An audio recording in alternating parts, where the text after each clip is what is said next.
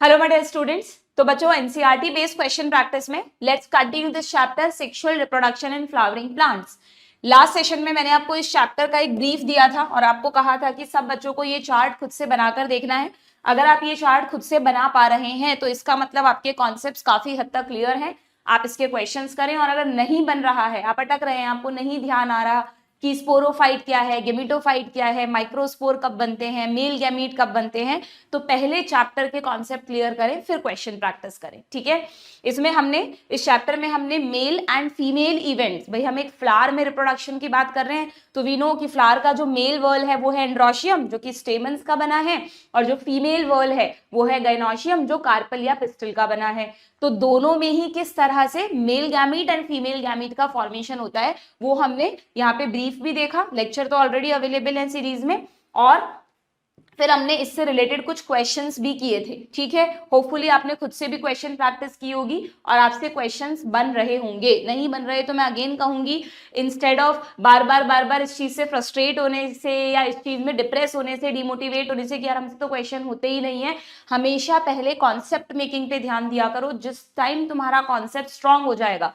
चाहे वो कोई भी सब्जेक्ट हो, फिजिक्स हो, बायो हो, केमिस्ट्री हो, जैसे ही आप कॉन्सेप्ट पर पकड़ बना लोगे ना, आप देखना क्वेश्चंस फटाफट होने लगेंगे तुमसे। ठीक है, बट गलती ये करते हैं आप लोग कि ऊपर से टॉपिक पढ़ लेते हैं, समझ में नहीं भी आता तो आपको लगता है कि यार क्वेश्चन प्रैक्टिस से समझ में आ जाएगा। डू रिमेंबर, क्वेश्चन प्रैक्टिस से टॉपिक समझ नहीं आता, टॉपिक पे पकड़ बनती है। बट अगर आपको जो पकड़ बन रही है आपकी स्ट्रांग हो रही है, यूं कह लो क्वेश्चन से, जो आपको एक्चुअल कॉन्सेप्ट पकड़ना है वो आपको लेक्चर्स देखने पड़ेंगे, उन्हीं से समझ में आएगा। दिमाग में फिट होना चाहिए, आप इतने केपेबल होने चाहिए कि आप खुद से चार्ट्स बना सकें, शॉर्ट नोट्स बना सकें। दैट मीन्स कि आपके ब्रेन को वो चीज समझ में आ गई है। अब उसे स्ट्रॉन्ग करने के लिए, उस कॉन्सेप्ट को और स्ट्रेंथन करने के लिए you require question practice. This is the only method to study. ठीक है, चलिए।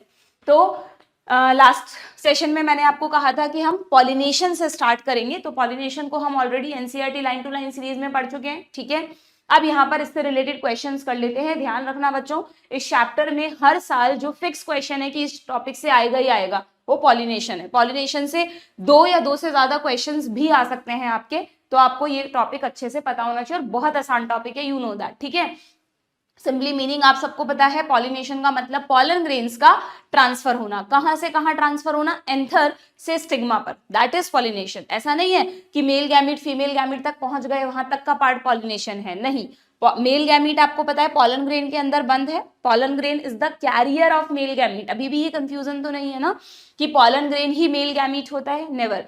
पॉलन ग्रेन मेल गैमीट्स का कैरियर है, वो उसका घोड़ा है जो राजकुमार को लेकर जाएगा। एक घोड़े पर दो राजकुमार बैठे हैं, एक पॉलन में दो मेल गैमीट्स होते हैं। अब जब ये पॉलन ग्रेन्स कहां पहुंचेंगे? स्टिग्मा पर, अंदर ओवरी ओव्यूल में नहीं, सिर्फ स्टिग्मा पर लैंड कर जाएंगे तो पॉलिनेशन खत्म। उसके बाद पोस्ट पॉलिनेशन इवेंट्स आएंगे। ठीक है, पॉलिनेशन में मैंने बहुत अच्छे से तुमको डायग्राम वगैरह बनाकर समझाया है कि पॉलिनेशन सेल्फ भी होता है, क्रॉस भी होता है। अगर सेल्फ है तो वो कब कहेंगे आप? जब पॉलन्स और स्टिग्मा की जेनेटिक्स सेम हो, और अगर क्रॉस है तो वो तब जब जेनेटिक्स अलग हो। जेनेटिक्स सेम का मतलब सीधी सी बात है कि अगर एक बार थोड़ा सा समझ लो जिससे आपको क्वेश्चंस करने में दिक्कत ना आए, कि अगर ये एक प्लांट है, अगर ये एक प्लांट है और ये इस पे फ्लावर लगा हुआ है, ये इसका बाइसेक्सुअल फ्लावर है, ठीक है, तो यहीं से पॉलन इसी की स्टिग्मा पे गिर गए, तब भी जेनेटिक्स सेम होगी, दोनों एक ही प्लांट के हैं, जीन्स सेम है सब में। और अगर इसी प्लांट पर जो दूसरा फ्लावर लगा हुआ है, ठीक है, तो अगर ये वाले पॉलन्स इसकी स्टिग्मा पर आकर गिरे तब भी तो जेनेटिक्स सेम ही होगी। तो इस तरह के केस को आप कहते हैं सेल्फ पॉलिनेशन, जिसमें दो टाइप्स है।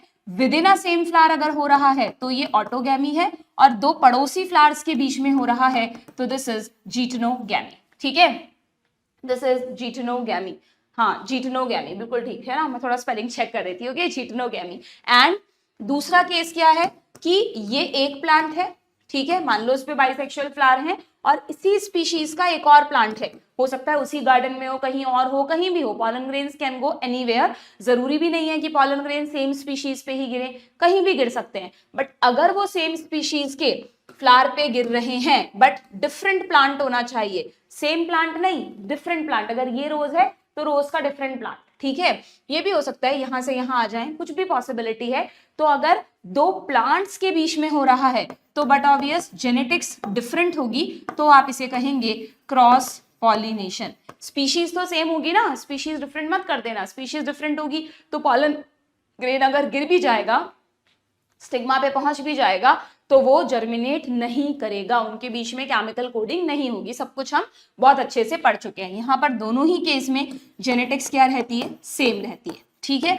बट ऑब्वियस हमारी एक बॉडी में हमारी सारी सेल्स तो जाइगोट से ही बनी है ना, तो हमारे सारे जीन्स तो सेम ही हैं, बस वो वाला केस है। तो सेल्फ पॉलिनेशन क्रॉस पॉलिनेशन समझ आ गया। कई बच्चों को रहता है कि मैम सेल्फ पॉलिनेशन तो ऑटोगैमी है ना, फिर जिटनोगैमी को कहाँ रखें, तो जिटनोगैमी अलग नहीं है, geitonogamy is a type of self pollination, ठीक है। आपको क्वेश्चन ध्यान से पढ़ना है कि आपसे क्या पूछा है। अब यहाँ पर जो कंफ्यूज होते हैं, जो बिल्कुल एक बार पढ़ के याद करने वाला पार्ट है, विंड पॉलिनेशन, वाटर पॉलिनेशन, है ना, सब अच्छे से पढ़ाया हुआ है मैंने। जो थोड़ा सा कंफ्यूजिंग पार्ट है उसका एक रिकैप दे देती हूँ कि हमसे ये पूछा जाता है कि यार अगर किसी प्लांट में बाइसेक्सुअल फ्लावर्स हैं तो वो कौन कौन सा पॉलिनेशन कर सकता है, तो तुम खुद ही देख लो।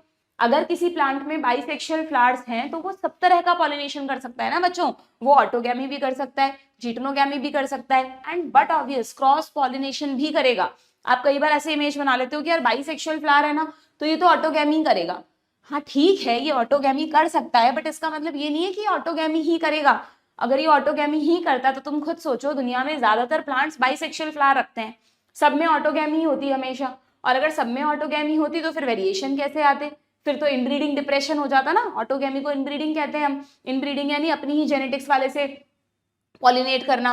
जिटनोगैमी भी इनब्रीडिंग में आएगी। तो अगर ऑटोगैमी होती रहती तो क्या होता, इनब्रीडिंग डिप्रेशन हो जाता, वेरिएशंस ही नहीं आते। सेक्सुअल रिप्रोडक्शन चाहे प्लांट्स में हो चाहे एनिमल्स में हो, सब में सिर्फ इसलिए होता है to bring out the variation, जिससे जो स्पर्म है और जब ओवम का फ्यूजन हो तो स्पर्म और ओवम के अलग अलग जीन्स हो, नए नए जीन्स का फ्यूजन हो, नए नए कॉम्बिनेशंस बने, जो आप जेनेटिक्स में पढ़ते हैं, वही पर्पस यहाँ पर है, ठीक है। तो आप ऐसा बिल्कुल भी कोई दिमाग में एक नियम नहीं बनाएंगे कि यार अगर बाइसेक्सुअल फ्लावर है तो वो सिर्फ ऑटोगैमी करेगा। बाइसेक्सुअल फ्लावर ऐसे फ्लावर्स हैं जो हर तरह का पॉलिनेशन कर सकते हैं, ऑटोगैमी, जिटनोगैमी या फिर ये क्रॉस पॉलिनेशन जिसको जीनोगैमी भी कहते हैं। This is also called xenogamy, this is called xenogamy, ठीक है। एलोगैमी भी कह देते हैं, एलो यानी डिफरेंट, डिफरेंट प्लांट्स के बीच में एलोगैमी, ठीक है, ध्यान रहेगा। बट अगर मैं तुमसे कहूं कि बच्चों अगर यूनिसेक्सुअल फ्लावर्स होते हैं यहाँ पर, अगर यहाँ पर क्या होते, यूनिसेक्सुअल फ्लावर्स होते, ये एक प्लांट है, इसके पास मेल फ्लावर्स हैं, ठीक है, ये यूनिसेक्सुअल फ्लावर में आएंगे ना, स्टैमिनेट फ्लावर, और इसी प्लांट पर फीमेल फ्लावर्स भी लगे हुए हैं, इसी प्लांट पर फीमेल फ्लावर्स भी लगे हुए हैं। तो फ्लावर्स तो कैसे हैं, ये यूनिसेक्सुअल हैं, फ्लावर्स तो कैसे हैं, यूनिसेक्सुअल हैं, बट प्लांट कैसा है, प्लांट कैसा है ये बच्चों, प्लांट मोनोशियस करना, तुम डायोशियस मत कर देना। अब ऐसा तो कोई बच्चा नहीं क्लास अटेंड कर रहा ना जिसको यही नहीं पता अभी तक कि मोनोशियस डायोशियस क्या है, इसका मतलब फिर लेक्चर नहीं देखे तुमने। मोनोशियस यानी वन फॉर्म, एक फॉर्म, एक ही प्लांट है जिस पर मेल फीमेल दोनों है, it can complete the reproduction, ठीक है। जबकि एक कंडीशन ये भी होती है, इस प्लांट पर सारे के सारे मेल फ्लावर ही लगे हुए हैं, सारे मेल फ्लावर हैं, तो फिर एक और प्लांट होना चाहिए ना जिस पर फीमेल फ्लावर हो इसके, तभी तो ये सेक्सुअल रिप्रोडक्शन कर पाएगा। मतलब this is called male plant, male flowers on male plant, female flowers on female plant. यहाँ मैं प्लांट को मेल या फीमेल प्लांट नहीं कहूंगी, यहाँ पर प्लांट तो कैसा है, बाइसेक्सुअल, बट कंफ्यूजन हो जाता ना हमें, इसलिए प्लांट के लिए हमने बाइसेक्सुअल की जगह टर्म यूज कर दी मोनोशियस। इस केस में जहां प्लांट ही दो हैं तो फिर फ्लावर्स तो अभी भी यूनिसेक्सुअल हैं, फ्लावर्स तो अभी भी क्या हैं, यूनिसेक्सुअल हैं, बट प्लांट कैसा है बच्चों, ये डायोशियस प्लांट। ये बात मैं हमेशा जब भी तुम्हें ये टॉपिक पढ़ाती हूँ जरूर रिवीजन करवाती हूँ, क्योंकि तुम्हारे दिमाग में एकदम बैठी होनी चाहिए ये बातें, ठीक है। This is dioecious, two forms, इस प्लांट की दो फॉर्म्स एग्जिस्ट करती है, मेल अलग फीमेल अलग। जैसे हम ह्यूमंस क्या हैं, वी आर डायोशियस, मेल अलग है फीमेल अलग है, ज्यादातर हायर एनिमल्स सब डायोशियस हैं। डायोशियस का मतलब यूनिसेक्सुअल होता है, ठीक है। जबकि लोअर एनिमल्स क्या होते हैं, लोअर एनिमल्स होते हैं मोनोशियस, मोनोशियस का मतलब होता है बाइसेक्सुअल, ठीक है। अभी तक तो ये बात एकदम क्लियर होनी चाहिए तुम्हारे दिमाग में, ठीक। तो अब तुम मुझे बताओ फटाफट, क्या ये फ्लावर, क्या ये प्लांट ऑटोगैमी कर सकता है, क्या ये प्लांट ऑटोगैमी कर सकता है, पॉसिबल ही नहीं है। क्या ये जिटनोगैमी कर सकता है, बिल्कुल कर सकता है, देखो सेम नेबर में जा सकता है। क्या ये एलोगैमी कर सकता है, क्या ये एलोगैमी या जीनोगैमी कर सकता है, अब ये मत कह देना नहीं कर सकता। क्या दुनिया में ऐसा एक ही प्लांट है क्या, इसके और भी तो मेंबर्स होंगे, क्या इसके पॉलन दूसरे पर नहीं जा सकते? बिल्कुल जा सकते हैं। एलोगेमी क्रॉस पॉलिनेशन एक ऐसा पॉलिनेशन है जो दुनिया का हर प्लांट कर सकता है, क्योंकि क्रॉस पॉलिनेशन से ही वेरिएशन आएंगे। नेचर ने कहीं भी ये सिस्टम नहीं बनाया कि आप क्रॉस पॉलिनेशन नहीं कर सकते। हाँ, हो सकता है आप ऑटोगैमी नहीं कर सकते। इस केस में देखो, इस केस में ना ऑटोगैमी पॉसिबल है ना जिटनोगैमी पॉसिबल है। जिटनोगैमी पॉसिबल है क्या? मेल के मेल, फीमेल के फीमेल कहाँ गिरेंगे? नेबर फ्लावर्स में भी पॉसिबल नहीं है। बट एलोगैमी तो बिल्कुल पॉसिबल है, एलोगैमी तो बिल्कुल पॉसिबल है। तो cross pollination is the only pollination which can occur in all plants, बाकी सबका लिमिटेशन है। और इसी तरह से bisexual flowers are the only flowers which can do all type of pollination. ये वाले प्लांट में ऑटोगैमी भी पॉसिबल है, जिटनोगैमी भी पॉसिबल है एंड जीनोगैमी या एलोगैमी भी पॉसिबल है। ठीक है, हमेशा जब भी पॉलिनेशन के क्वेश्चंस करोगे आपको ये टॉपिक रिवाइज करके ही क्वेश्चंस करने हैं। जब आप मल्टीपल टाइम्स बॉटनी को रिवाइज करते हो बच्चों, तो वो दिमाग में इतनी अच्छी बैठ जाती है कि नीट के एग्जाम में आप जो चाहते हो ना स्पीड प्लस एक्यूरेसी, वो अपने आप निकल के आएगी। आपका आंसर भी सही होगा और आपको ज्यादा टाइम भी वेस्ट नहीं करना पड़ेगा। बट कुछ बच्चे कहते हैं मैम बार बार क्यों रिवीजन करना है हमें? बार बार रिवीजन नहीं करोगे तो वहां पर सोचने में बहुत टाइम जाएगा, फिर तुम फिजिक्स केमिस्ट्री मैनेज नहीं कर पाओगे। ठीक है, दैट्स वाई हर चीज सोच समझ के बनाई गई है। टीचर्स से आप जो भी लोगे वो तुम्हें फायदा ही देगा, है ना? एक्सपीरियंस के बेसिस पर बताते हैं टीचर्स तुम्हें। ये क्लियर है? अब करें हम इसके क्वेश्चंस। चलिए, तो देखो पहला ही क्वेश्चन क्या है हमारे पास? असर्शन रीजन क्वेश्चन है। ऑटोगैमी, ऑटोगैमी क्लिक करना चाहिए दिमाग में, है ना? Same flower is a transfer of pollen from an anther to the stigma of same flower but obvious on the same plant. जल्दीबाजी में ऐसा मत करना कि यहां तक पढ़ के टिक कर दो, बाई चांस तुम्हें कंफ्यूज करने के लिए लिख दें of the same flower on different plant. हालांकि वो कोई लॉजिकली सही स्टेटमेंट नहीं है, बट कुछ भी लिख सकते हैं। तो आपको पूरा एंड तक पढ़ना है। रीजन दिया है xenogamy is the pollination between two flowers on different plant. तो स्टेटमेंट तो सही है बट ये कहीं से भी इसको एक्सप्लेन नहीं कर रहा, तो ये रहा हमारा करेक्ट ऑप्शन। ठीक है, आगे बढ़े। चलिए, assertion again, geitonogamy is genetically similar to autogamy. अभी अभी देखा आपने, दोनों में जेनेटिक्स सेम रहती है। यस, बहुत बार आता है इस पे क्वेश्चन, नीट में कई बार रिपीट हुआ है ये। ध्यान रखना कि जो जिटनोगैमी है वो जेनेटिकली किसके सिमिलर है? यहाँ पे लिखा है आपकी बुक में, यहाँ पे हाईलाइट करो। जो जिटनोगैमी है वो जेनेटिकली किसके सिमिलर है बच्चों? Genetically it is similar to autogamy, लेकिन फंक्शनली किसके सिमिलर है? क्रॉस पॉलिनेशन के। फंक्शनली से क्या मतलब है यहाँ पर कि जो ऑटोगैमी होती है ना, जिसमें एक ही फ्लावर में पॉलन्स ट्रांसफर होते हैं, उसमें जनरली पॉलिनेटिंग एजेंट्स की जरूरत नहीं होती, क्योंकि इतने पास पास है एंथर और स्टिग्मा की जैसे ही एंथर डिहाइस होगा पॉलन्स अपने आप उसकी स्टिग्मा पे गिर जाते हैं। बट अगर जिटनोगैमी करवानी है या एलोगैमी करवानी है तो दोनों ही केसेस में एटलीस्ट जिटनोगैमी में विंड तो चाहिए ही। ठीक है, बहुत कोई रेयर केस ऐसा होगा कि ऊपर वाले फ्लावर में एंथर फटा और पॉलन्स नीचे वाले फ्लावर पे गिर गए, हो सकता है अपने आप भी हो जाए। But most of the cases में जिटनोगैमी एज वेल एज एलोगैमी में किसकी जरूरत पड़ेगी आपको? पॉलिनेटिंग एजेंट्स की। तो फंक्शनली जिटनोगैमी किसके जैसी है? एलोगैमी जैसी। ठीक है, डन। चलिए नेक्स्ट क्या दिया है? रीजन दिया है इसका कि हम ऐसा क्यों कह रहे हैं कि जिटनोगैमी जेनेटिकली सिमिलर है ऑटोगैमी के, क्योंकि ये कह रहा है the pollen grain come from same plant. बिल्कुल ठीक है, इसीलिए तो ऐसा है, क्योंकि ऑटोगैमी में भी सेम प्लांट से आता है, जिटनो में भी सेम प्लांट का होता है। तो इसका मतलब यहाँ पर ये इसको करेक्टली एक्सप्लेन भी कर रहा है। ठीक है, देखो कॉन्सेप्ट पता है तो फटाफट क्वेश्चन होंगे, दिक्कत आएगी ही नहीं तुम लोगों को। नेक्स्ट है, अब ये पता है ना कॉन्सेप्ट, या भूल गए? पढ़ाया था चेस्मोगैमस और क्लिस्ट्रोगैमस क्या होता है। कुछ ऐसे फ्लावर्स हैं दुनिया में जो कभी खिलते ही नहीं है, दे ऑलवेज रिमेन इन कली फॉर्म, बड फॉर्म। तो बट ऑब्वियस तुम सोचो, अगर कोई फ्लावर खिलेगा ही नहीं, कली में बंद रहेगा, तो अंदर उसके सारा डेवलपमेंट हो रहा है, एंथर्स भी बन रहे हैं, पॉलन्स भी बन रहे हैं, एंथर फटेगा भी तो उसके पॉलन्स कहाँ गिरेंगे? उसी की स्टिग्मा पे गिरेंगे। तो जितने भी क्लिस्ट्रोगैमस फ्लावर्स होते हैं, do remember they are invariably autogamous. ये रहा very very important term, invariably यानी without any variation, without any exception. जितने भी क्लिस्ट्रोगैमस फ्लावर हैं वो सिर्फ ऑटोगैमी कर सकते हैं। क्या ये जिटनोगैमी कर सकता है? क्या इसके पॉलन्स किसी दूसरे इसी के नेबर फ्लावर पे आ सकते हैं? नॉट पॉसिबल, क्योंकि इसके पॉलन्स अंदर ही बंद रहेंगे हमेशा। तो क्लिस्ट्रोगैमस फ्लावर हमेशा सिर्फ और सिर्फ ऑटोगैमी करते हैं और इनको कभी किसी पॉलिनेटर की जरूरत ही नहीं होती। कहाँ से पॉलिनेटर आएगा? एक्सपोज ही नहीं हो रहे इनके पॉलन्स तो। ठीक है, they do not need any pollinator absence of pollinator में भी इनमें पॉलिनेशन होगा। और सबसे अच्छी बात, हमेशा सक्सेसफुल पॉलिनेशन होगा। जब एक ही फ्लावर जो बंद है उसके अंदर ही पॉलन अपनी स्टिग्मा पे गिरेंगे, तो क्या कोई भी चांस है कि वो दूसरे स्पीशीज की स्टिग्मा हो? दूसरे स्पीशीज की स्टिग्मा पे तो तब गिरेंगे ना जब वो उड़कर कहीं और जाएंगे। तो यहाँ पर अश्योर्ड सीड सेट बनता है। अश्योर्ड यानी 100% कंफर्म पॉलिनेशन होगा, फर्टिलाइजेशन होगा, सीड्स भी बनेंगे। ठीक है, छोटी छोटी टर्म्स हैं, ढंग से पढ़ोगे तो पता होगा। तो एक तरह से देखा जाए तो क्लिस्टोगैमिस हर तरह से एडवांटेजियस है, बट इसका सबसे बड़ा डिसएडवांटेज क्या होगा बताओ? अगर इस स्पीशीज के सारे फ्लावर सिर्फ क्लिस्टोगैमस होते और ये हमेशा ऑटोगैमी ही करते तो कभी इस पे वेरिएशंस ही नहीं आ पाते। तो डिसएडवांटेज क्या है क्लिस्टोगैमी का? इन ब्रीडिंग डिप्रेशन। जब नेचर को समझ में आया तो गड़बड़ काम हो गया।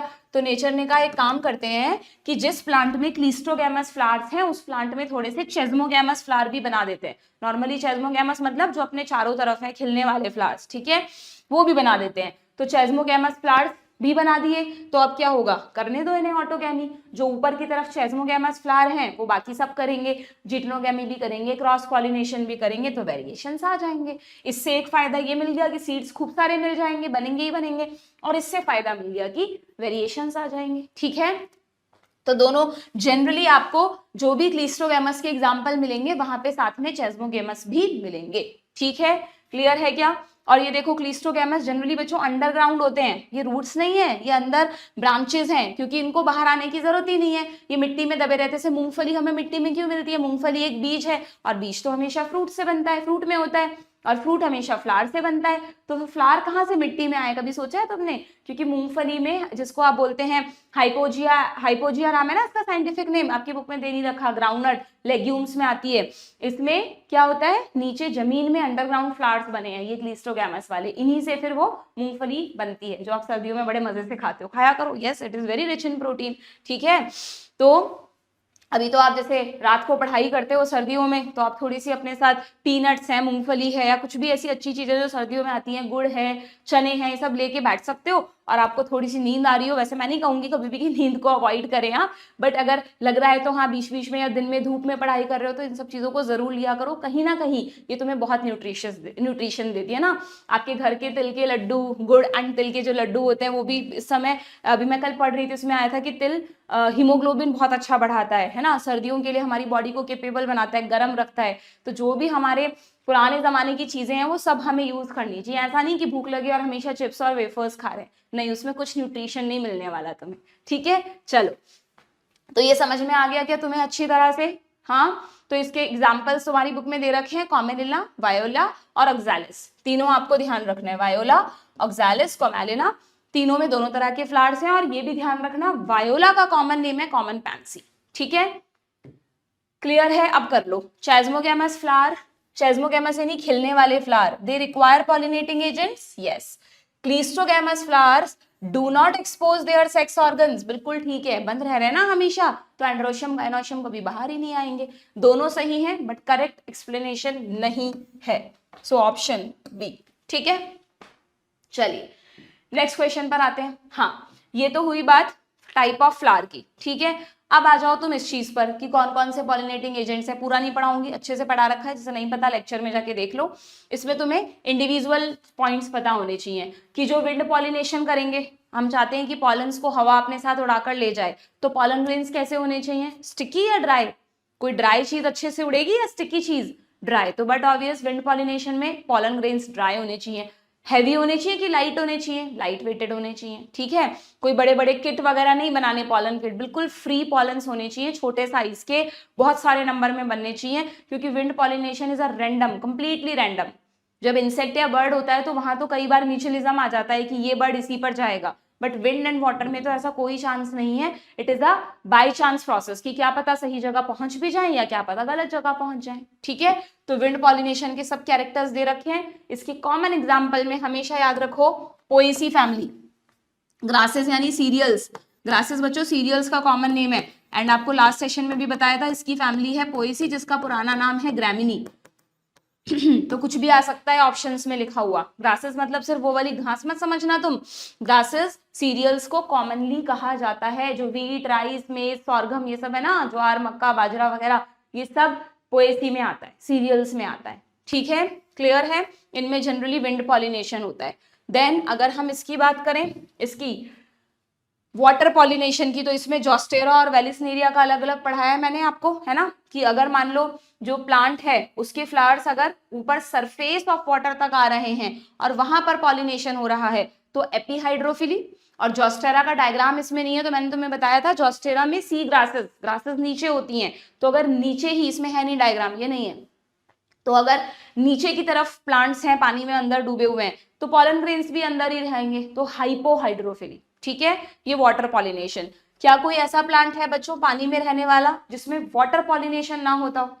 ऐसा मत सोच लेना तुम कि जितने भी एक्वेटिक प्लांट्स हैं वो सब वाटर पॉलिनेशन करेंगे क्योंकि वो पानी में रहते हैं, नहीं, बहुत सारे ऐसे प्लांट्स हैं पानी में रहने वाले जो इंसेक्ट या बर्ड पॉलिनेशन करते हैं, विंड पॉलिनेशन भी कर सकते हैं। लोटस में इतने सुंदर फ्लावर्स क्यों हैं?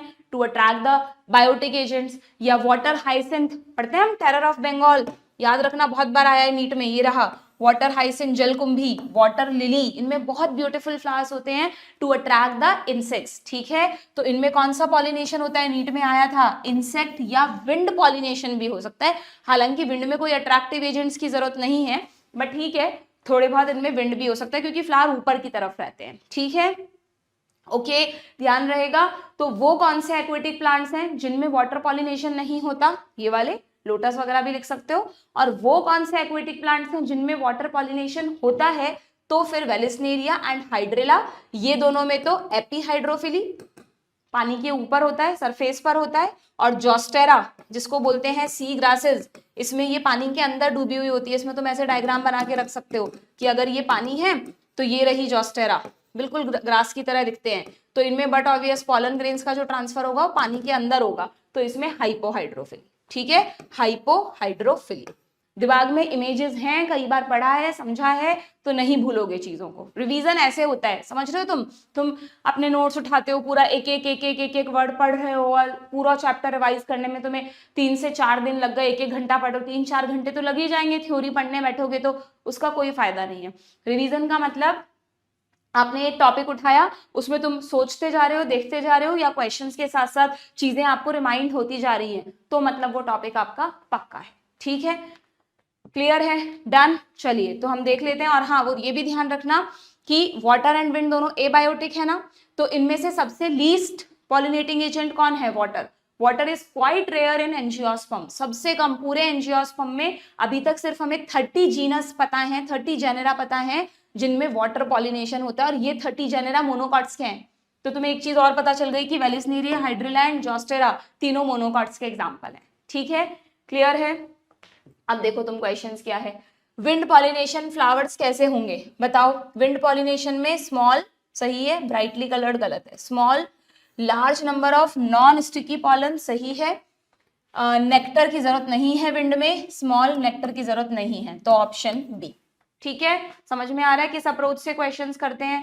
चलो ये सब तुम्हारे जो बच्चे नीट की तैयारी कर रहे हैं उनके लिए तो इंपॉर्टेंट है ही, और जो इस बार साथ में बोर्ड एग्जाम्स भी देने वाले हैं, यू नो कि बोर्ड एग्जाम्स में अब एनालिटिकल क्वेश्चंस पूछे जाते हैं ना, तो आप इस तरह से क्वेश्चंस करेंगे तो आपका बोर्ड का भी रिवीजन होगा, ठीक है। चलिए नेक्स्ट क्वेश्चन, हाइड्रोफिली यानी water pollination is not a major mode of pollination in most of the aquatic plants. बिल्कुल ठीक बात है, अगर तुम्हें नहीं पता होती ये लाइन तो तुम कहते यार ये क्या लिख दिया, अगर एक्वेटिक प्लांट है तो वाटर पॉलिनेशन ही तो करेगा, नहीं, एक्वेटिक प्लांट होते हुए भी ज्यादातर प्लांट्स में इतने सुंदर फ्लावर्स होते हैं पानी में, तो आपने देखा है, तो उनमें वाटर पॉलिनेशन नहीं होता, क्योंकि वाटर पॉलिनेशन को सुंदर फ्लावर्स, नेक्टर, इनकी जरूरत नहीं है, पानी को थोड़ी ना कुछ चाहिए, वो तो अपने साथ बहा कर ले जाएगा पॉलन ग्रेन्स को, ओके। देन जो ये मैंने आपको एग्जांपल बताया ना, वेलिस्नेरिया, जॉस्टेरा, इनमें कोई ब्यूटीफुल फ्लावर्स नहीं होते, बहुत सिंपल से फ्लावर्स होते हैं, विंड हो चाहे वाटर हो, दोनों में फ्लावर्स बहुत सिंपल होते हैं, विंड में तो फिर भी इनफ्लोरेसेंस की फॉर्म में होते हैं, आपने व्हीट वगैरह में देखा होगा, कॉर्न कॉब, मक्का, मक्का का जो इन्फ्लोरेसेंस है वो भी विंड पॉलिनेशन करेगा, पोएसी में आता है मक्का, ठीक है। और वाटर पॉलिनेशन में छोटे छोटे फ्लावर्स होते हैं, जैसे वेलिस्नेरिया में ना मेल प्लांट अलग होता है, फीमेल प्लांट अलग होता है। अब यहाँ पे देखो उन्होंने डायग्राम में मेल प्लांट बनाया ही नहीं, एक यहाँ पे इनको मेल प्लांट भी बनाना चाहिए था, ये मेल प्लांट है, ये फीमेल प्लांट है, डायोशियस है ये, ठीक है। तो ये मेल प्लांट क्या करता है, जब इसके फ्लावर्स आते हैं ना तो ये देखो ये पूरा मेल फ्लावर दिखाया है आपको, इन मेल फ्लावर्स को ही छोड़ देता है। नॉर्मली तो प्लांट्स पॉलन ग्रेन्स को रिलीज करते हैं, ये अपने मेल फ्लावर्स को ही अपने से डिटैच कर देता है। और ये मेल फ्लावर्स धीरे धीरे ये ऐसे नीचे नहीं तैर रहे, ये वाटर की सरफेस पर तैर रहे हैं, ये सब मेल फ्लावर्स तैरते हुए आ रहे हैं, सॉरी यहाँ से आ रहे हैं। और जैसे ही फीमेल फ्लावर मैच्योर होता है, रिबन खुल जाता है ऊपर की तरफ, फीमेल फ्लावर सरफेस पर वेट कर रहा है इसकी स्टिग्मा कि भाई मेल फ्लावर आएंगे। ये देखो ये फीमेल फ्लावर को जूम करके दिखा दिया, इतना सा फीमेल फ्लावर है, ये यहाँ जूम किया हुआ है ना, समझते हो तुम ऐसे डायग्राम्स को। अब ये फीमेल फ्लावर की स्टिग्मा है, वेट कर रही है पॉलन्स का, इसके चारों तरफ जो पानी घूम रहा है उस पानी में कितने सारे मेल फ्लावर दिख रहे हैं तुम्हें छोटे छोटे, जिसको यहाँ जूम करके दिखाया है तुम्हें। तो जैसे ही ये मेल फ्लावर स्टिग्मा पे पहुंचेंगे अपने एंथर बर्स्ट कर देंगे, पॉलन ग्रेन्स गिर जाएंगे, ये सब यहाँ हो रहा है, और यहाँ फर्टिलाइजेशन होगा और आगे का प्रोसेस होगा। ठीक है, डन। तो इस तरह से तुम्हें चीजें समझनी है। नेक्स्ट क्या है, ऑलमोस्ट हाइड्रोफिली। ठीक है, almost all the aquatic dicot and monocot plants require water for the transport of male gamete. हाँ ये लाइन सही है, लेकिन डाइकॉट्स मोनोकॉट्स के लिए नहीं। ये लाइन किसके लिए सही है, कौन से प्लांट्स को हमेशा मेल गैमीट्स ट्रांसफर करने के लिए पानी चाहिए ही चाहिए, एल्गी, ब्रायोफाइट्स एंड टेरिडोफाइट्स, तीनों में वाटर इज एसेंशियल। अगर पानी नहीं है तो ट्रांसफर ही नहीं होंगे।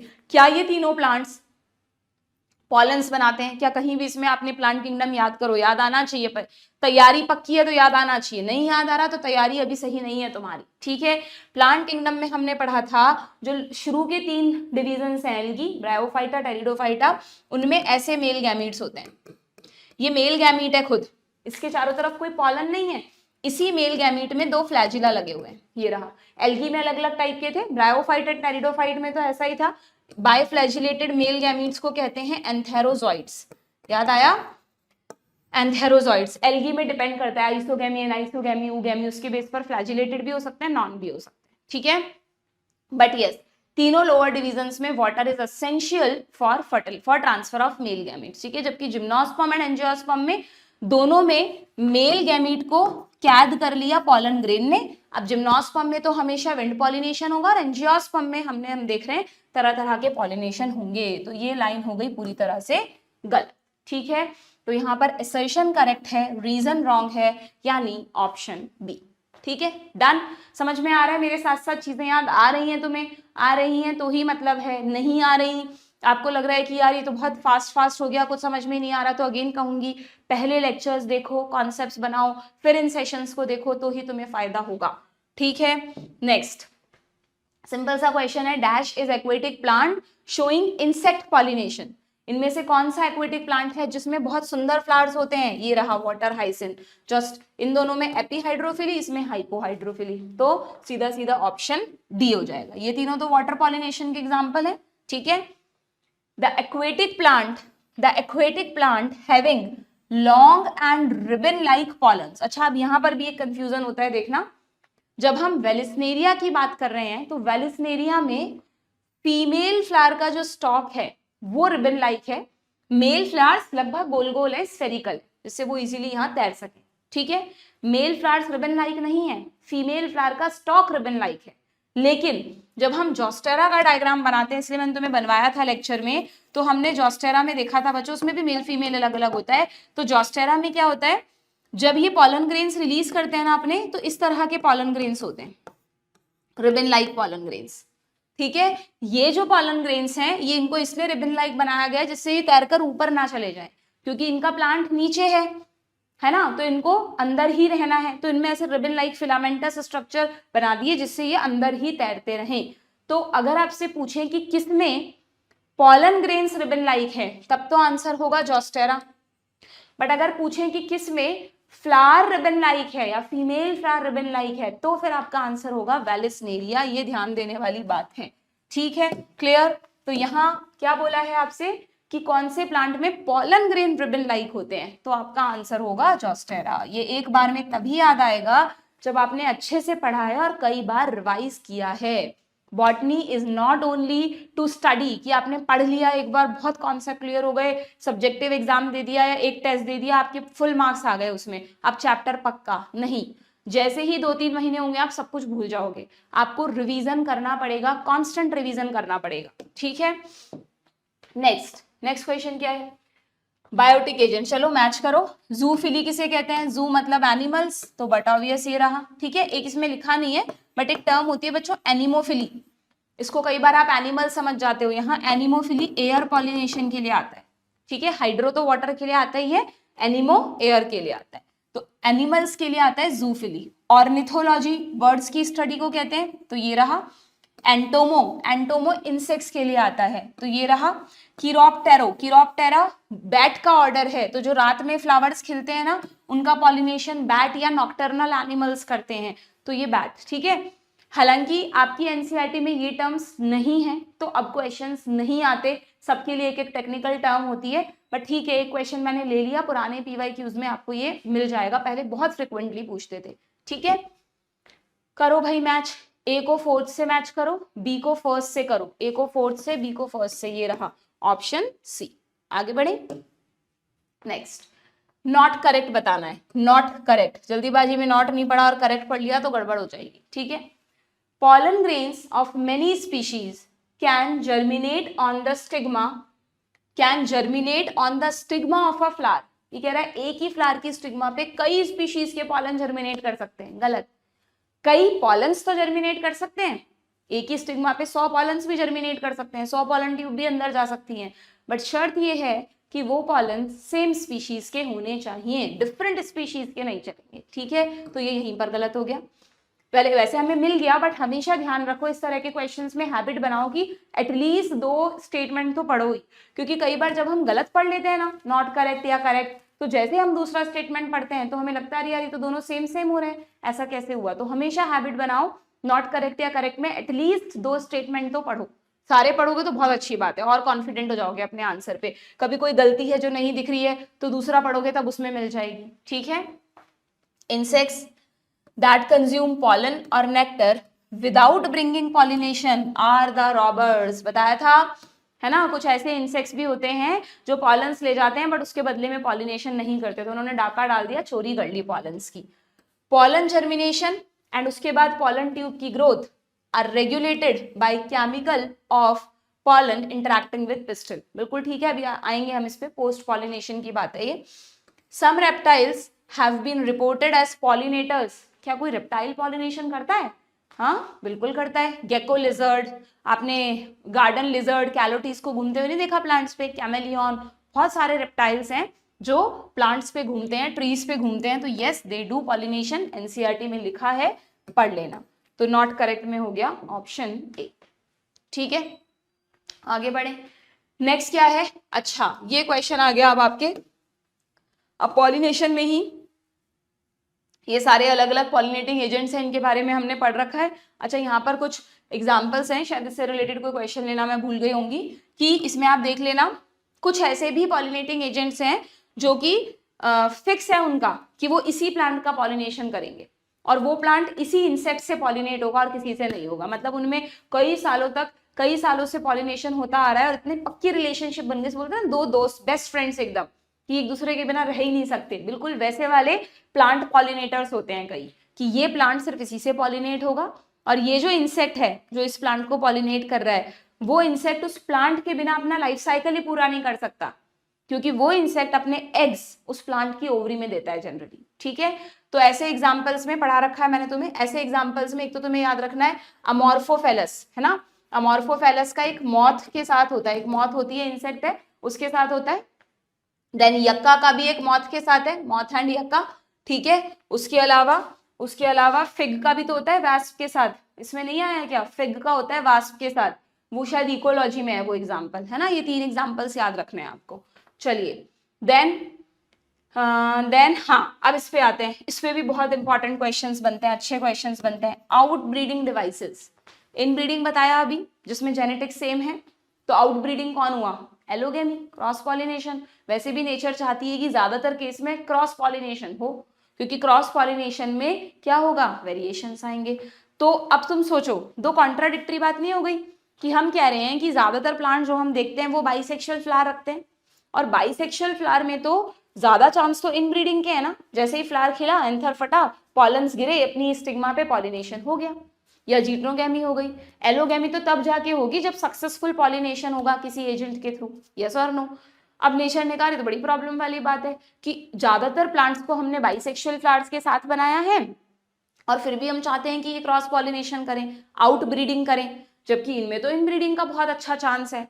तो नेचर ने कहा एक काम करते हैं, इनमें कुछ इवोल्यूशन कर देते हैं, है ना, कुछ ऐसी डिवाइसेस, कुछ ऐसे मैकेनिज्म्स बना देते हैं इनके अंदर कि इस फ्लावर के मेल और फीमेल गैमीट साथ में तैयार ही नहीं होंगे कभी। अगर मेल गैमीट तैयार है तो फीमेल नहीं होगा, या इतने दूर दूर होंगे कि इसके पॉलन अपनी स्टिग्मा पे गिर ही नहीं पाएंगे। कुछ भी अलग अलग मैकेनिज्म्स बना देते हैं। बस उन्हीं मैकेनिज्म्स को तुम क्या कहते हो? Outbreeding devices. तो what is outbreeding devices? तुम रटते रहते हो, सिंपल सी बात है। एनकरेज आउट ब्रीडिंग यानी encourage cross pollination, and prevent inbreeding यानी प्रिवेंट सेल्फ पॉलिनेशन। सिंपल है, ठीक है। तो इसमें आउट ब्रीडिंग डिवाइसेस में अगर तुम देखोगे तो देखना, तो यहाँ पर ना अगर हम आउट ब्रीडिंग डिवाइसेस को देखें तो आउट ब्रीडिंग डिवाइसेस में कौन कौन सी डिवाइसेस आती है? बहुत सारी है, बट कुछ 2-3 एग्जांपल्स आपकी एनसीईआरटी में दिए हैं, मैंने अच्छे से पढ़ा रखे हैं। उनमें से मेन हम दोबारा देख लेते हैं। एक तो मैंने आपको इसमें बताया था रिसेप्टिविटी। रिसेप्टिविटी यानी दोनों में से कोई एक ही तैयार होगा, या तो एंथर तैयार होंगे, मतलब पॉलन ग्रेन्स बाहर निकलेंगे, और अगर पॉलन ग्रेन्स बाहर निकल गए तो अभी स्टिग्मा मैच्योर ही नहीं होगी। आपको एक बात पता है कि जो फ्लावर्स होते हैं ना, फ्लावर्स में जनरली जो स्टिग्मा स्टाइल ओवरी होती है उसमें से स्टिग्मा ना जनरली अंदर छुपी रहती है। जब तक ओवरी में, ओव्यूल्स में, एम्ब्रियो सेक में फीमेल गैमीट तैयार नहीं हो जाए, समझ में आ गया? ओवरी में ओव्यूल में एम्ब्रियो सेक, राजकुमारी का कमरा, और उसमें राजकुमारी यानी एग सेल, ठीक है। जब तक वो तैयार नहीं हो जाए तब तक स्टिग्मा बाहर की तरफ एक्सपोज ही नहीं होती, यानी उसको कहते हैं स्टिग्मा रिसेप्टिविटी। स्टिग्मा का रिसेप्टिव होना वो कब होगा? जब अंदर फीमेल गैमीट तैयार है। अगर तैयार नहीं है तो स्टिग्मा अंदर ही छुपी रहती है, ठीक है। तो स्टिग्मा रिसेप्टिविटी का टाइम हमें डिफरेंट करना है, किससे? पॉलन रिलीज से। अगर किसी बाइसेक्सुअल फ्लावर में पॉलन रिलीज का टाइमिंग अलग कर दें और स्टिग्मा रिसेप्टिविटी का टाइम अलग कर दें, दोनों सिंक्रोनाइज नहीं हो, तो वो ज्यादातर सेल्फ पॉलिनेशन नहीं कर पाएंगे, दे डू क्रॉस पॉलिनेशन, ठीक है। तो एक मैकेनिज्म तो ये बना दिया, क्लियर है, किसी भी तरह की लैंग्वेज में आ जाएगा। दूसरा मैंने आपको बताया था डिफरेंट पोजीशंस पर कर दिया, दूर दूर कर दिया, कि जब एंथर फटेगा तो क्या होगा? एंथर बर्स्ट होगा तो पॉलन्स अपनी स्टिग्मा पे नहीं गिर पाएंगे बल्कि कहीं और चले जाएंगे। Yes it is possible. इसको हर्कोगैमी भी कहते हैं। इसके लिए टेक्निकल टर्म है, सबके लिए टेक्निकल टर्म है, मैंने आपको लिखवा रखी है, आप लेक्चर में देख लेना। इसको बोलते हैं डाइकोगैमी, दो डिफरेंट टाइम पर गैमीट्स का मैच्योर होना। इसको कहते हैं हर्कोगैमी, रोकना। हरको यानी रोको, गैमीट्स को रोको, यानी डिफरेंट पोजीशन, कोई भी मैकेनिकल बैरियर अगर है उसको हर्कोगैमी कहते हैं, ठीक है। एक हो गया सेल्फ इनकम्पैटिबिलिटी, ये तो हमने बहुत अच्छे से पढ़ा है। इसमें नेचर ने क्या किया कि ठीक है, अगर कुछ किसी भी तरह से काम नहीं चल रहा तो पॉलन्स को कहा ठीक है तुम गिर जाओ अपनी स्टिग्मा पे। मान लो उनमें मैच्योरेशन भी साथ में हो रहा है गैमीट का, पोजीशन भी डिफरेंट नहीं है और पॉलन अपनी स्टिग्मा पे गिर गए, तो जैसे ही पॉलन अपने स्टिग्मा पे गिरेंगे ना, वो पॉलन अपनी ही स्टिग्मा पे जर्मिनेट ही नहीं करेंगे। उनमें एक ऐसा जीन बना दिया प्लांट्स में कि अगर स्टिग्मा अपनी ही जेनेटिक्स वाले पॉलन को रिसीव करेगी तो it will not allow to germinate. हालांकि सेम स्पीशीज के हैं, इवन सेम फ्लावर के हैं, तो भी वो रिसीव उसको जर्मिनेशन अलाउ नहीं करेगी, उनको रोक दिया, उनको इनकम्पैटिबल, अपने ही पॉलन्स को इनकम्पैटिबल बना दिया, ठीक है। This is called self incompatibility, अपने ही। और यही पॉलन्स जब आप उसी स्पीशीज के दूसरे फ्लावर पे डालोगे वहां जर्मिनेट कर जाएंगे, या इस स्टिग्मा पे आप उसी स्पीशीज के दूसरे पॉलन्स लाओ वो जर्मिनेट कर जाएंगे। तो प्रॉब्लम पॉलन या स्टिग्मा में नहीं है, प्रॉब्लम कहाँ है? उनके जीन में। नेचर ने जानबूझ के ऐसा किया, इंटेंशनली ऐसा किया, जिससे क्या हो, वो सेल्फ पॉलिनेशन ना करें, इन ब्रीडिंग ना करें और आउट ब्रीडिंग ही करें, ठीक है। डन। तो सेल्फ कंपैटिबिलिटी ये ध्यान रखना है आपको। और एक लास्ट में दे रखा है डायोसी। डायोसी कहाँ गया? ये रहा डायोसी, कोई नया वर्ड नहीं है। डायोशियस, जो डायोशियस प्लांट है वो तो सिर्फ और सिर्फ क्रॉस पॉलिनेशन करेंगे, हमने शुरू में देखा था, ठीक है। मोनोशियस में तो फिर भी जीटनोगैमी पॉसिबल है, ऑटोगैमी तो नहीं है, पर जीटनोगैमी तो है। डायोशियस में तो ना ऑटोगैमी ना जीटनोगैमी। इस लैंग्वेज पे क्वेश्चन आता है, ये बहुत इंपॉर्टेंट है, यहाँ पे 2-3 स्टेटमेंट्स, ठीक है। चलिए फटाफट से क्वेश्चन देख लो। Which outbreeding devices are used by majority of flowering plants to prevent inbreeding depression? देखते हैं भाई। Pollen release and stigma receptivity are not synchronized. Yes. Different position of anther and stigma. Yes. यहाँ पे ऐसा मत समझना तुम कि इस क्वेश्चन में पूछा है कि इनमें से मोस्ट कॉमन आउटब्रीडिंग डिवाइस कौन सी है, ऐसा कुछ तुम्हारे कोर्स में नहीं है। तुम्हें तो बस ये पहचानना है इनमें से सही डिवाइसेस कौन कौन सी हैं, ठीक है।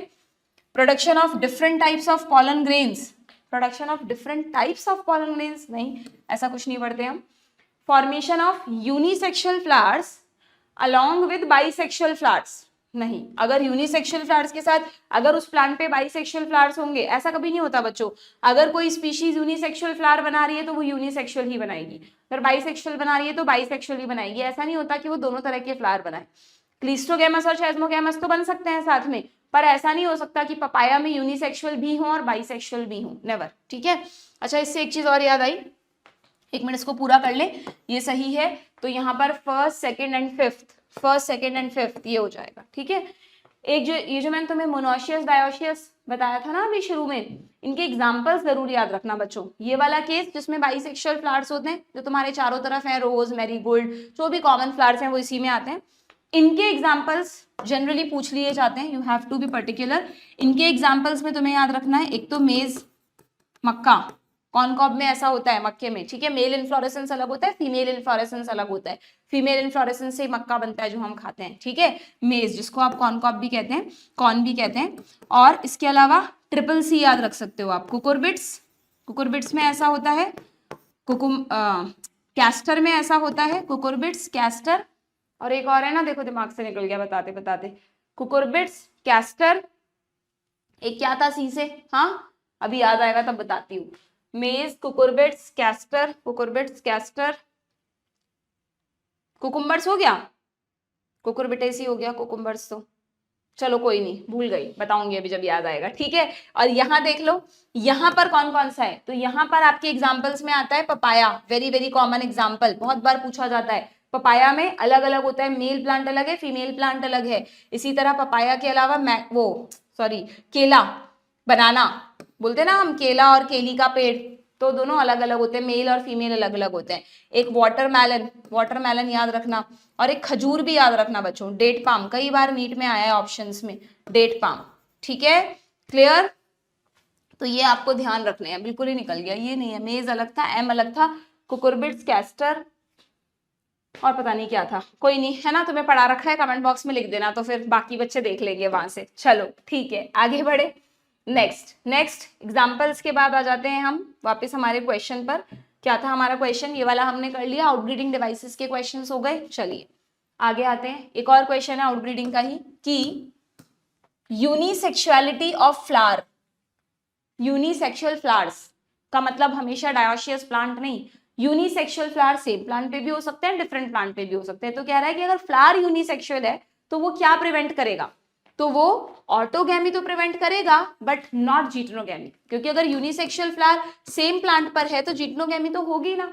हाँ, अगर ये लिखता unisexual flower on dioecious plant तो हम कहते बोथ जीटनोगैमी एंड ऑटोगैमी, ठीक है, बट ये कह रहा है सिंपली यूनिसेक्सुअलिटी ऑफ फ्लावर, तो यूनिसेक्सुअलिटी फ्लावर डेफिनेटली ऑटोगैमी को प्रिवेंट करेगा but not geitonogamy, depend on the condition कि वो सेम प्लांट पर है या डिफरेंट प्लांट पर, ठीक है। चलिए देन क्वेश्चन है, which of the following statement is correct about self incompatibility. Self incompatibility के लिए आपको यहाँ पर क्या बताना है, करेक्ट ऑप्शंस बताने हैं। अभी हमने देखा सेल्फ इनकम्पैटिबल क्या होता है, चलो पढ़ते हैं। It is a device to prevent inbreeding, बिल्कुल ठीक है। It provides a biochemical block to self fertilisation, देखो समझना कि जो सेल्फ इनकम्पैटिबिलिटी है उसमें पॉलन अपनी स्टिग्मा पे पहुंच तो गया, ऐसा नहीं है कि पॉलन पहुंच ही नहीं पाया, ये पॉलन पहुंच गया। अब आप पढ़ेंगे कि पॉलिनेशन के बाद, मैंने आपको बताया था कल कि पॉलिनेशन के बाद पोस्ट पॉलिनेशन इवेंट्स होते हैं जिसमें स्टिग्मा और पॉलन्स के बीच में बातचीत होती है केमिकल्स के थ्रू, वो पहचानती है कि ये पॉलन्स मेरी ही स्पीशीज के हैं कि नहीं। तो सेल्फ इनकम्पैटिबिलिटी में पहले तो स्टिग्मा चेक करेगी कि मेरी स्पीशीज के हैं क्या, फिर सेकंड चेक और करना पड़ेगा यहाँ पर कि ये सेम जेनेटिक्स के हैं क्या। अगर ये सेम जेनेटिक्स के हैं, सेम जेनेटिक्स मतलब ऑटोगैमी या जीटनोगैमी से आए हैं, तो ये इनको जर्मिनेट ही नहीं करने देगी। उसमें भी दो ऑप्शंस होते हैं, या तो ये इनको जर्मिनेट ही नहीं करने देगी, और बाई चांस अगर जर्मिनेशन हो भी गया तो ये पॉलन ट्यूब को ग्रोथ ही नहीं करने देगी। लिखा है एनसीईआरटी में क्लियरली, आप ढंग से पढ़ना, ठीक है। तो इसका मतलब ये कैसे पहचाना इसने कि ये मेरी स्पीशीज के हैं, उसके बाद कि मेरी जेनेटिक्स के हैं, by genetic mechanism as well as by chemical secretion. तो यस, बायोकेमिकल ब्लॉक है अपने ही पॉलन्स के लिए, अपने ही जेनेटिक्स वाले पॉलन्स को ये ग्रो नहीं करने देगा। आप ये मत समझना कि अपनी स्पीशीज के पॉलन्स को ग्रो नहीं करने देगा, अपनी स्पीशीज के पॉलन तो उसको चाहिए ही, बट वो एलोगेमी क्रॉस पॉलिनेशन के थ्रू आए हुए पॉलन्स होने चाहिए, ना कि सेल्फ पॉलिनेशन यानी ऑटो या जिटनो वाले नहीं चलेंगे। क्लियर है? तो ये भी सही है। इट एंश्योर क्रॉस फर्टिलाइजेशन, बिल्कुल इसीलिए बनाया गया है इस मैकेनिज्म को। It is governed bye pollen pistol interaction, yes.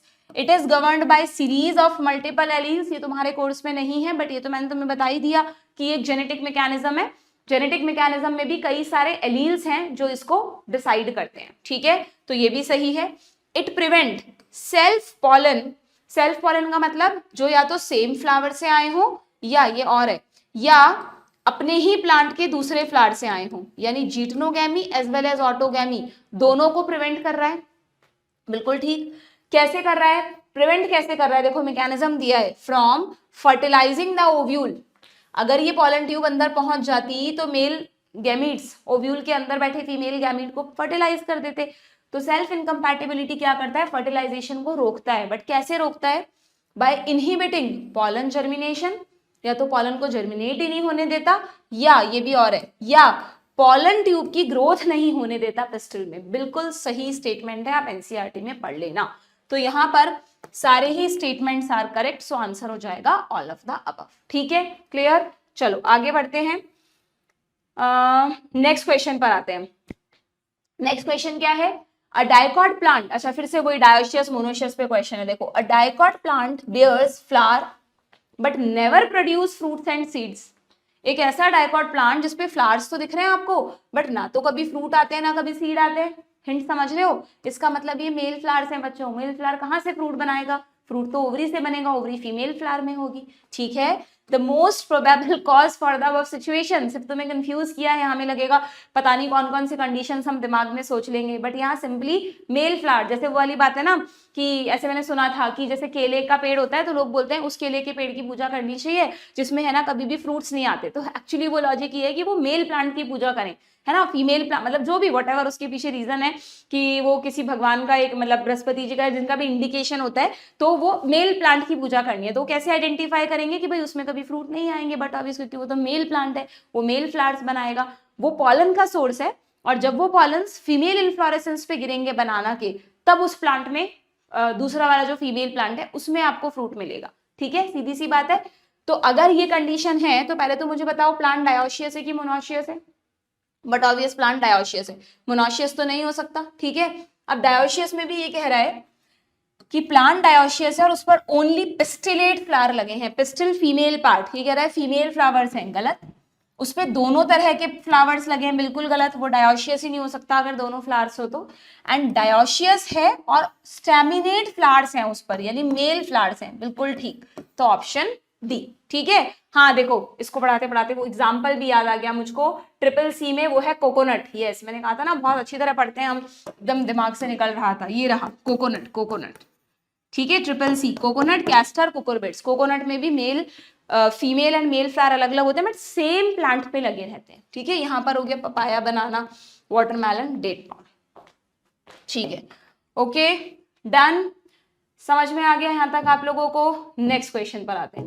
मैंने पॉलिनेशन के खूब सारे क्वेश्चंस लिए हैं क्योंकि पॉलिनेशन एकदम पक्का होना चाहिए, सब चीजें पता होनी चाहिए तुम्हें।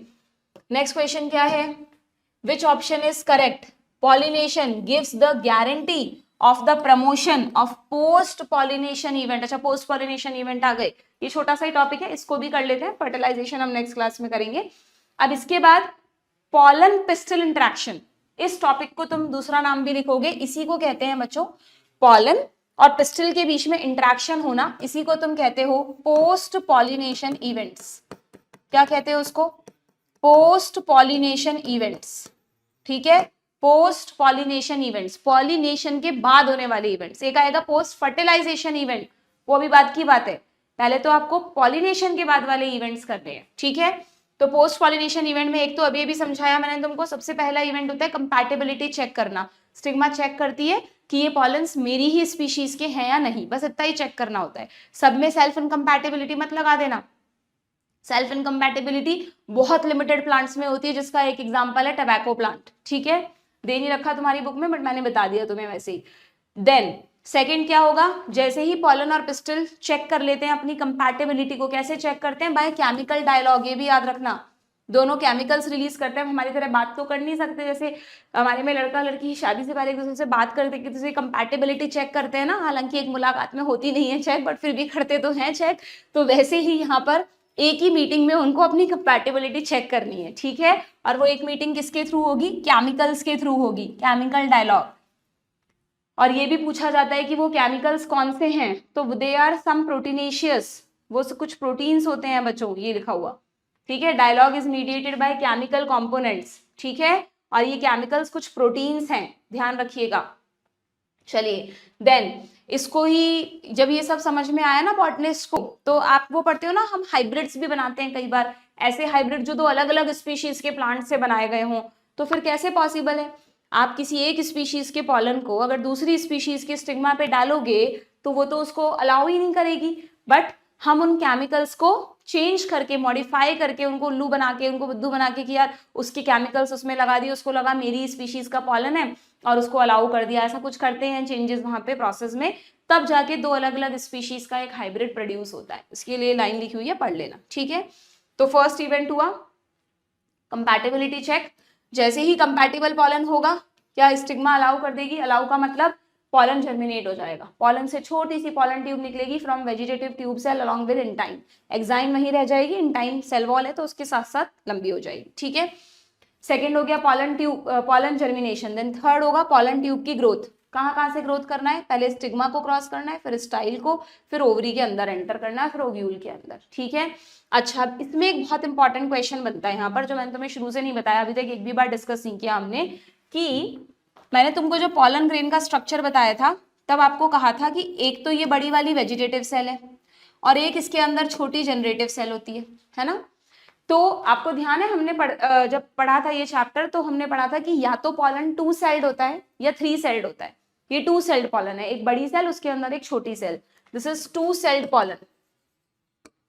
और अगर ये जनरेटिव सेल डिवीजन कर चुकी होती तो 2 मेल गैमीट्स बन जाते, तो इसे आप कहते 3 सेल्ड पॉलन, क्योंकि एक बड़ी वेजिटेटिव सेल और उसके अंदर 2 छोटी सेल, जनरेटिव सेल से ही तो बने हैं ये मेल गैमीट्स, है ना।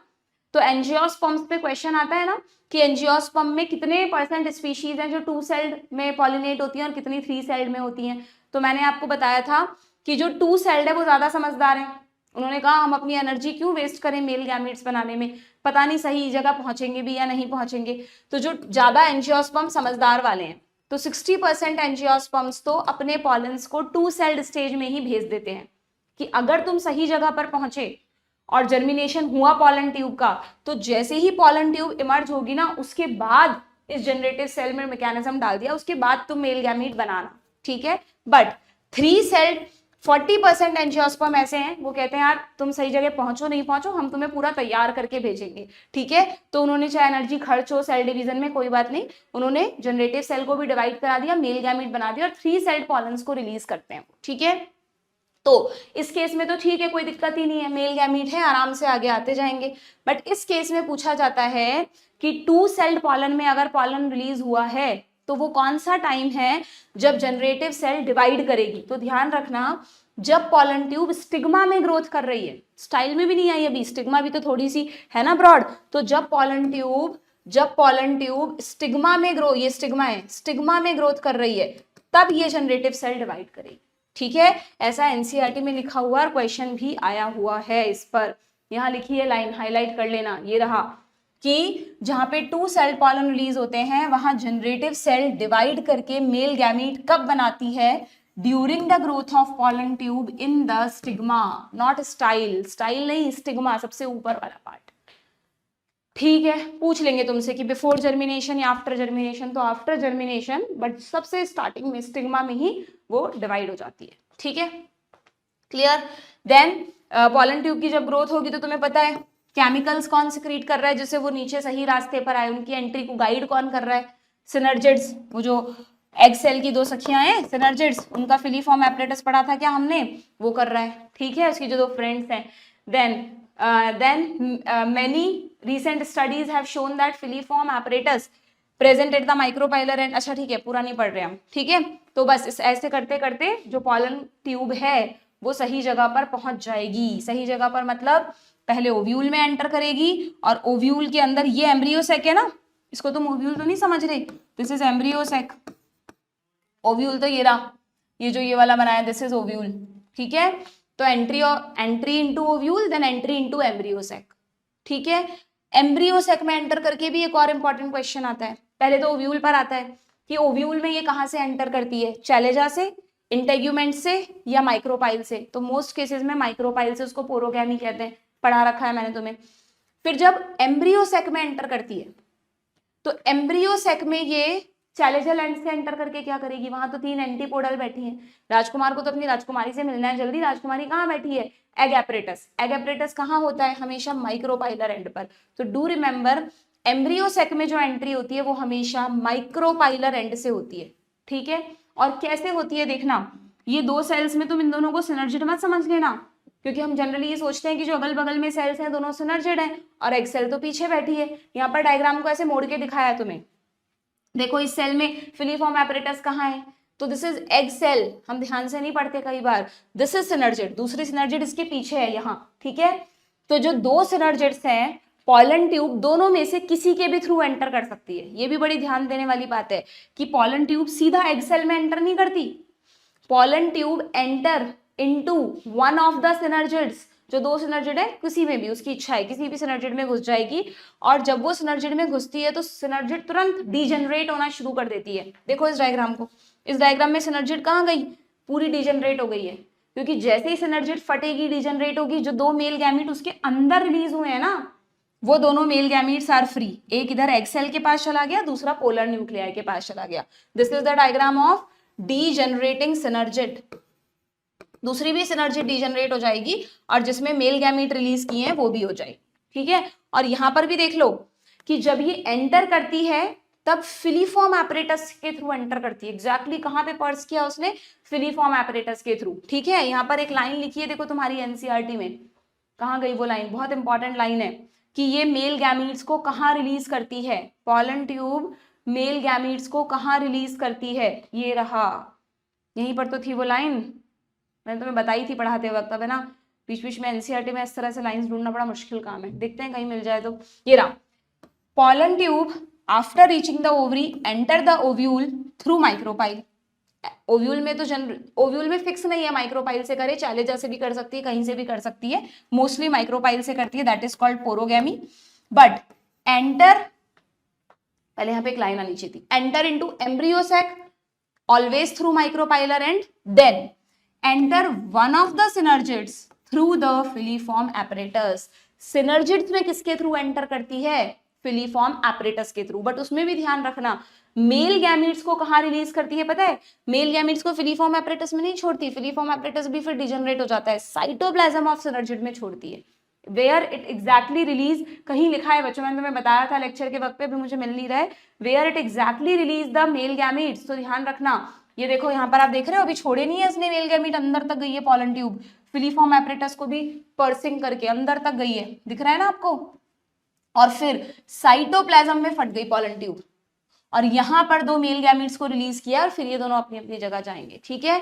तो एंट्री सिनर्जिड्स के थ्रू हो रही है, फिलीफॉर्म एपरेटस के थ्रू हो रही है, but release of male gamete into the cytoplasm of the synergid. ये छोटे छोटे वर्ड्स हैं जो आजकल नीट में स्टेटमेंट बन के आते हैं, बोलते हैं ना एनसीईआरटी बेस्ड पेपर बन रहा है, तो एनसीईआरटी बेस्ड पेपर मतलब ये छोटे छोटे वर्ड्स पर तुम्हें ध्यान देना है तो तुम्हारा पेपर अच्छे से होगा, ठीक है, क्लियर है। चलो फटाफट देख लो अब क्वेश्चंस, यहाँ पर खत्म हो जाता है पोस्ट पॉलिनेशन इवेंट, वो वहीं पे खत्म हो गया जब उसने एंट्री की थी, अब तो ये डबल फर्टिलाइजेशन होगा। नेक्स्ट तो करेक्ट बताना है हमें, pollination gives the guarantee of the promotion of post pollination event.